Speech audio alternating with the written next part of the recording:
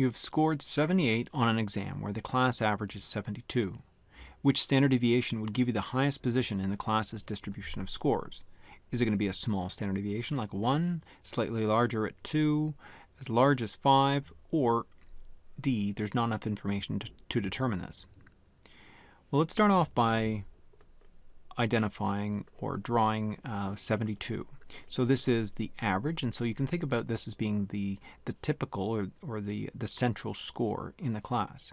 Now, fortunately, you're ahead of that, so you're up here at 78.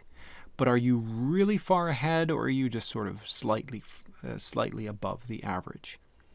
Well, this really depends on your choice of standard deviation.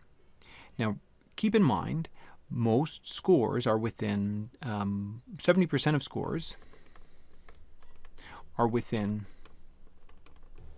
1 standard deviation of the mean. 95% of scores are within 2 standard deviations of the mean. So if I was dealing with a standard deviation of 1, that would mean that most scores are somewhere between 71 and 73, so within 1 point of 72. The majority of scores are within 95% are within 2 standard deviations of the mean. So think about it like that.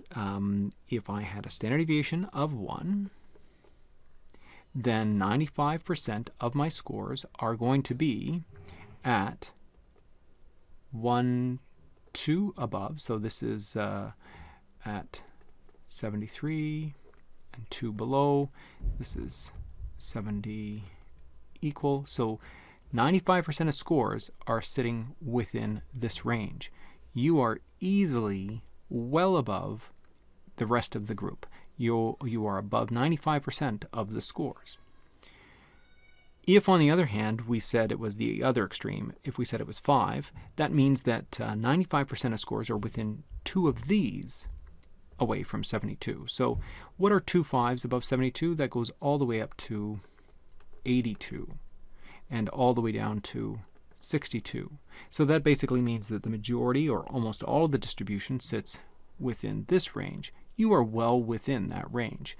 Suddenly your score doesn't stand out as much. So a small standard deviation means that your score stands out dramatically. If you are above the class average, you are dramatically above the class average when you have a small standard deviation. If you were below the class average, you would be dramatically below or significantly below. So with a standard deviation of 1, a score like 78 is significantly higher than the central tendency or the mean of 72. So the answer here is A.